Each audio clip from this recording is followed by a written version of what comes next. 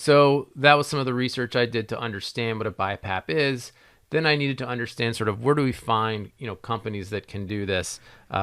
We have a great tool at Public Spend Forum in our GovShop, you know, um, platform called the Search Assistance tool, and this kind of helps you think through the research process. Like if I'd just started sort of my process here by blindly Googling 3D printing companies, there's no telling what I would have found and what kind of goose chase or rabbit holes that would have brought me down. So this tool is really helpful because it makes me think, all right, so what are the keywords that you need? So I started by Googling BiPAP, learned that additive manufacturing is sort of the industry term for 3D printing, learned a little bit about non-invasive ventilation, custom adapters and valves, started to come up with some tactical research terms because eventually I'm going to have to find some companies that might be willing to or interested in submitting a quote to New York State.